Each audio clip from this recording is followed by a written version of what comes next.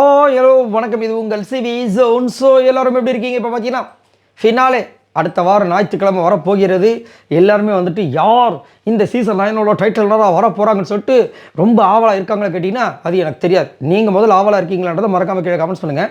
So இருக்கிற 4 பேரில் வந்து சபரி, அரோரா, திவ்யா, விக்கல்ஸ் விக்ரம் இவங்க 4 பேர் வந்து இந்த வாட்டை வந்து ஒரு சூப்பரான ஒரு இடத்த வந்து பிடிச்சி பிக் பாஸ் சீசன் 9 ஒரு சரித்திரத்தை வந்து படைச்சிருக்காங்க.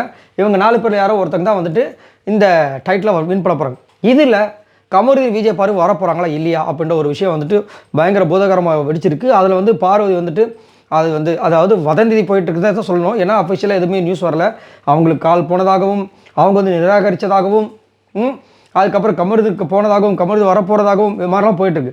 ஆனால் இது வந்து எப்பயுமே வந்துட்டு அஃபிஷியல் நியூஸ்ன்றதை வந்துட்டு நம்ம இது வரைக்கும் நம்ம வந்து இந்த மாதிரிலாம் வந்து யாரும் சொல்லி கேள்விப்பட்டதில்லை. இந்த மாதிரி நியூஸ் பரவும், அது பாட்டுக்கு காட்டு திருப்பி பரவும், அது இந்த மாதிரி நடக்க போதாம்ப்பா அந்த மாதிரி நடக்க போதாம்ப்பா நம்ம இது வரைக்கும் நம்பிட்டு இருக்கோம். பட் இந்த வாட்டி கமருதே அதை வாயை தேர்ந்து சொன்ன விஷயங்கள் சூப்பராக இருந்துச்சு. ஏன்னா இன்றைக்கி அந்த ஃபேன்ஸ் மீட் நடந்துச்சு. அப்போ வந்துட்டு பார்வை பற்றி ஒரு விஷயம் கேட்டாங்க. பார்வை மீட் பண்ணிங்களா அப்படின்னு அப்புறம்ன்ற மாதிரி வந்து ஒரு ரியாக்ஷன் கொடுத்தாரு. அதை வந்து நம்ம சப்ஸ்கிரைபர் சொல்லும்போது திரும்ப இன்னொரு வீடியோவில் நான் பார்த்தேன். அப்புறம் அப்படின்னு சொன்ன மாதிரி இருந்துச்சு. ஆனால் கண்டிப்பாக மீட் பண்ணுவார்னு தான் நினைக்கிறேன்.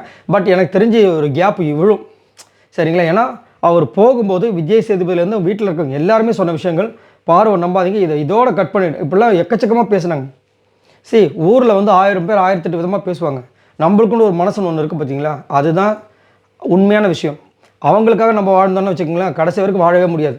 ஏன்னா அவங்களுக்கு எப்போல்லாம் தோணுதோ அதுக்கு ஏற்ற மாதிரி பேசுவாங்க.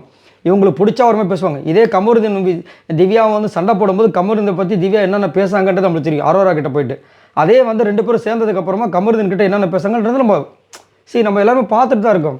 ஸோ அப்படின்னு இருக்கும்போது அவர் எடுக்கிற முடிவு தான். இதை பற்றி ஒன்று சொன்னார். இன்னொன்று வந்துட்டு ப்ரோ ஃபினாலேக்கு வருவீங்களா அப்படின்னு நாங்கள் ஒருத்தவங்க கேள்வி கேட்குறாங்க. அதுக்கு அவர் சொன்னது கண்டிப்பாக வருவேன் அப்படின்னு சொல்லிட்டாரு. ஸோ கண்டிப்பாக வந்துட்டு ஃபினாலேக்கு வந்துட்டு அவர் வராரு. ஸோ ரெட் கார்டு கொடுக்கப்பட்டாலும் திரும்பவும் வந்துட்டு ஃபஸ்ட் டைம் வராரு நம்ம கமருதுன்றது ஒரு நல்ல ஒரு விஷயம்.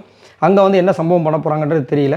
பட் இருந்தாலும் அந்த ரெட் கார்டு ரிவோக் அப்படின்ற ஒரு விஷயம் நடந்திருந்தால் செம்ம மாதம் இருந்திருக்கும். அது நடக்கிறதுக்கு வாய்ப்பு இல்லாமல் போயிடுச்சு. ரைட், இதை பற்றி உங்களோட கருத்துக்களை சொல்லுங்கள். யாரெல்லாம் கமருதுன்னு இந்த ஃபினாலே ஸ்டேஜில் எதிர்பார்க்குறீங்க? அவர் வந்து என்ன சம்பவம் பண்ணப்போ கண்டிப்பாக ஒரு சாங் எப்படியும் ஒரு பர்ஃபார்மன்ஸ் பண்ணுவீங்கன்னா அவருக்கு டான்ஸ் ரொம்ப பிடிக்கும், நல்லா ஆடுவாப்பில் வந்து அவர் பர்ஃபார்மன்ஸ் பண்ணுவார். கமருதீன் ஃபேன்ஸ்க்கு இது ஒரு பயங்கரமான ஒரு ட்ரீட்டாக இருக்கும். பட் பாரு ஃபேன்ஸ்க்கு அது ஒரு பக்கம் கொஞ்சம் அதிர்ச்சியாக இருந்தாலும் நிறைய பேர் சொல்கிற விஷயங்கள் வர வேண்டாம் அப்படின்ற மாதிரி தான் கருத்துன்னு தெரிவிக்கிறாங்க. நீங்கள் உங்களோட கருத்தை சொல்லுங்கள். பார்வதிக்கு அந்த மாதிரி ஒரு சான்ஸ் கிடைச்சா அவங்க இந்த மேடைக்கு வரணும்னு நினைக்கிறீங்களா, வர வேண்டாம்னு நினைக்கிறீங்களா? மறக்காமல் கமெண்ட்ஸ் பண்ணுங்கள். பாய் நண்பர்களே.